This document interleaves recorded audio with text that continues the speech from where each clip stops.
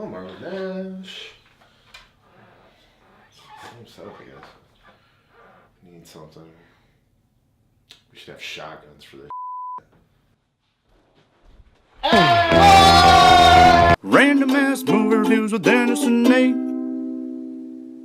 Hey guys, welcome. It's new year, new set, new movie. 2016 is upon us, and we got a new episode of Random Ass Movie Reviews. We're bringing you our review of The Hateful Eight. That's right. That's the 8th film by Quentin Tarantino. But before we get into the review, since it is a new year, we thought Dennis and I would do our top 5 most anticipated films of 2016. So let's get right into it. Let's go. Alright guys, so 2016 is upon us. We got a lot of great movies coming out this year, a lot of big tentpole features, some really good indies coming out too. So Nate, why don't you start us off with your 5 through 2 anticipated movies of 2016? Sure. Alright, well, at number 5 I have the new reboot of Ghostbusters. Really? Which I am a little skeptical about the new Ghostbusters. I love the first Ghostbusters. It's one of my most beloved films, but I'm excited about it. It could flop, it could be terrible, but I'm still excited to see what they're going to do with it. At number 4, we have Finding Dory, the sequel to Finding Nemo. Oh, okay. I really enjoyed Finding Nemo. That's probably one of my favorite Pixar movies. Top 3 favorite Pixar movies. Yeah, that's a good one. You know, with the same writers behind it, the same story. Dory's already, everyone loves that character, and I think it's going to be funny and heartwarming and just a great Pixar movie in general. So at number 3, I have Batman vs. Superman. This is probably a lot of, I think, the whole country's excited about Batman vs. Superman. Yeah. And also pretty skeptical about it as well. Yeah. But since the new trailer came out, I think I'm even more confident that this is going to be a good film. Number 2, I'm going to go with Hail Caesar, the new Coen Brothers movie. Brothers, yes. Very excited about this one.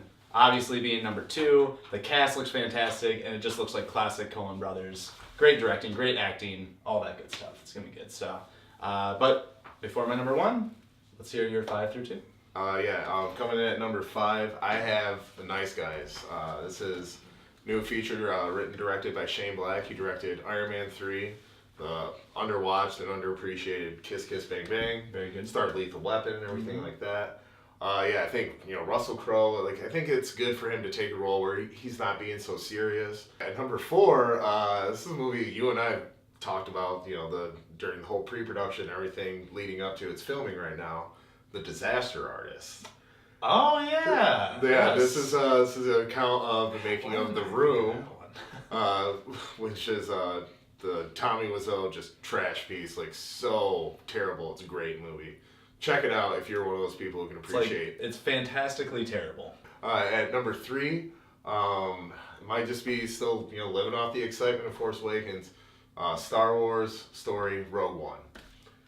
I'm not that excited about this one. No? I don't know. I just don't know enough about it, maybe. Yeah, I just think it's interesting, we're going to get the story of how the original Death Star plans are stolen, and it's just going to be a smaller story, not like the big epic scale that Star Wars usually is. Yeah, very personal story. Number 2, it's coming out in a couple months, X-Men Apocalypse. Yeah.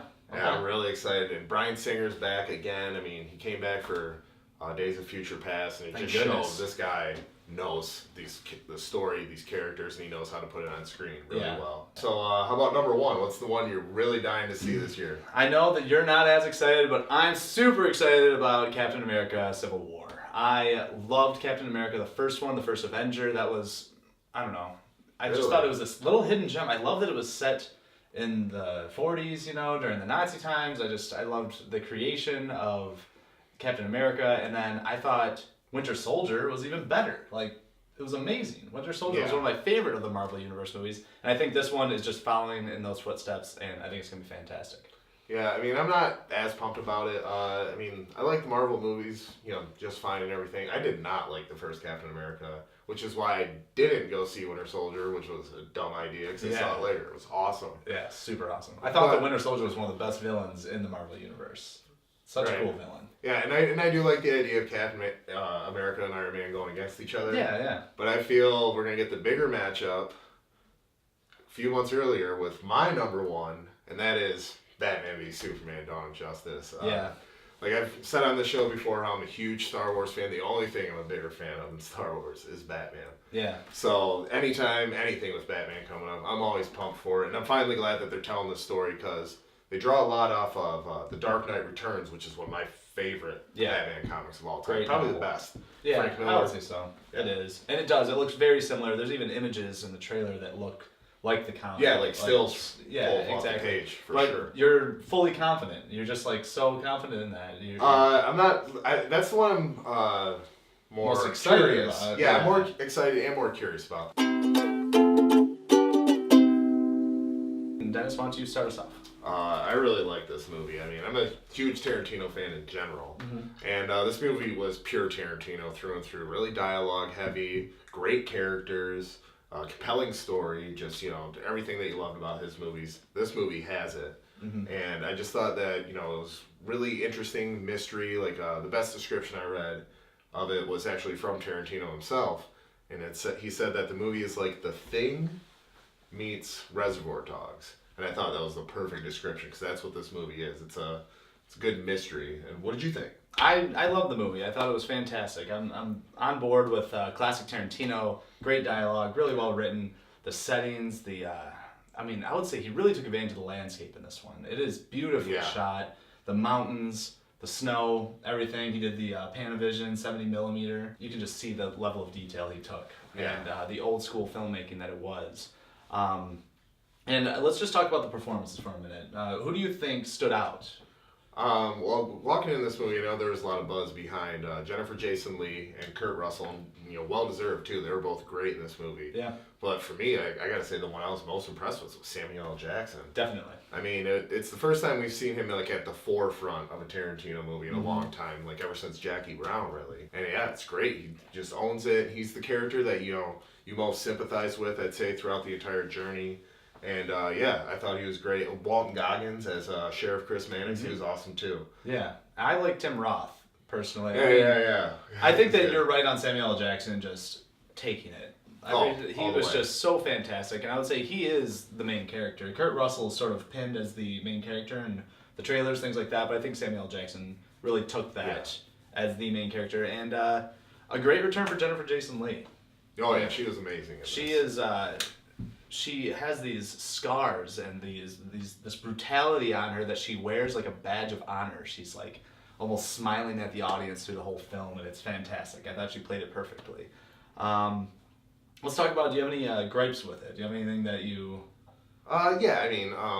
This movie, it was weird. I kind of felt like, the non-70mm cut was 2 hours, 45 minutes or so. Yes, it was a long movie, but honestly, this movie was chaptered like, Kill Bill and Inglourious Bastards. When the title card came up for the last chapter, I was like, really? Already? Yeah. I felt that even though this movie is long, the dialogue was so good and so snappy, it really brisked you through this movie. Even though there are some shots where it's like, all right, this is running a little long. Yeah, I would say you're right. There's a little bit of elongated shots. The opening credits shot was pretty long, but whatever, it's opening credits. Right, so it doesn't really matter. I'm going to go into a little bit of spoiler territory here, but just because they don't show it, but I thought Channing Tatum was such a welcome surprise to this film. Oh, yeah. I did not know he was in this movie. Oh, you didn't? No. I heard he had a role. I didn't know. And then in the credits it says with Channing Tatum. I'm like, Channing Tatum? What is he going to play in this? And I just thought that his role was great, and I just thought it was cool for Tarantino. Always seems to want to work with these up and coming actors and wanting to try out someone new. He always recycles his actors, which is a great thing. Right. But he always wants to sort of dabble in some new actors as well. But yeah, like you said, it does run long. I don't think the movie's for everybody. No. I think that if you're low on patience, you're not going to enjoy this film all that much. No, for some people, it's a movie that they could enjoy it, but maybe when they get it on video and they can have 2 sittings to watch it. But sitting through the entire movie, no, not everyone's gonna like it. But yeah, the Channing Tatum thing was great, and yeah, the cast just top to bottom was awesome, and I liked how even Samuel L. Jackson, you couldn't take anybody for who they say they were in this movie. Everybody had a secret. Everybody had a lie, some kind of manipulation or a play that they were working. And the only character you could take for face value was Kurt Russell. Right. And I thought he was awesome in this movie. And you're right that I didn't think that you really had much sympathy for hardly any of these characters. No. At least not the main ones. And I'm glad that you said Kurt Russell is... You actually see a little bit of emotion out of Kurt Russell in this. You see some disappointment in him, and you see some... I don't know. I mean, they are anger. A lot of anger, but they are hateful. Like they are all, you know. Yeah, they're despicable people. Yeah, horrible human beings. But Kurt Russell does carry the most sympathy in the film. And classic style Tarantino, I just gotta praise the gratuitous violence. It's just so enjoyable. It's so comedic.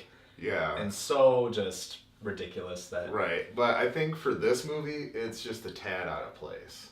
Like Yeah. it works in Django, it works in Bastards, because those are those like kind of crazy stories, like a rewriting of history, if you will. Whereas this is like a smaller movie in a historic setting. Sure.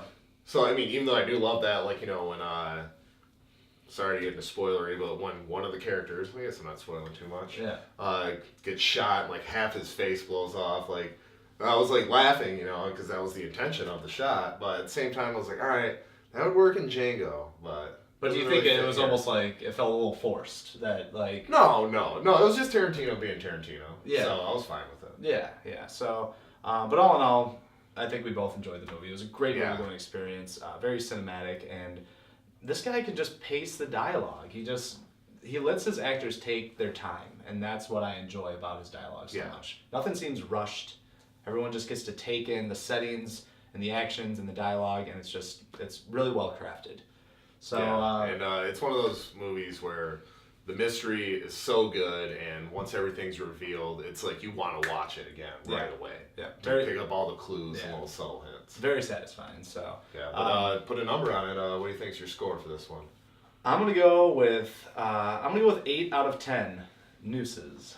All right. Yeah. What about you? Well, the Hateful Eight gets 8, and it's getting 8 for me as well. 8's all around. I'm gonna go 8 out of 10 6-shooters because that's what was on that a lot of one, and they were all used. Yeah, absolutely. Well, good. So that's our review of the Hateful Eight, and let's hear some recommendations. So that's our review of the Hateful Eight.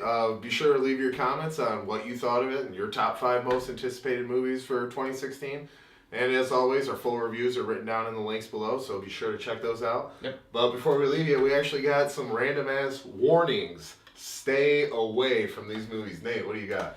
I have Vacation, which is Terrible. the remake, reboot, sequel to National Lampoon's Vacation, and it's awful. It's just tasteless garbage. Yeah, it's like if you watch the first one, like, hey, wouldn't it be less funny if Andy Bernard from The Office went through all this? And that's what you got. Yeah, and the sibling brothers were just, I don't know, I didn't like anything about it. No, they weren't sympathetic characters at all. The laughs weren't there. It was just relying on gross out humor. I think I cracked a little smile at one part, and that was it. So that was not worth my time to watch it also. Yeah. Stay away from that one. Yeah, and I love the action star, and I like the guy, but San Andreas with The Rock, I mean, this movie is just garbage on garbage with CGI garbage painted over it. I didn't see it. It's not fun. It's like, it's just your typical disaster movie, and that's it. And, and at the same time, it's like, oh, The Rock's gotta go save his daughter. This girl's like 10 years younger than him. Like, The Rock's only 42, and he looks great for 42. He looks like he's 30, and so does the girl that plays his daughter, looks like. So it just took me out of it. And well, good. I'm not gonna see it then. Yeah, no. But be sure to join us next time. We're gonna be reviewing The Revenant. Mm-hmm. Really pumped about that one. Yeah, very excited. And that's our show. Yeah, thanks for joining us.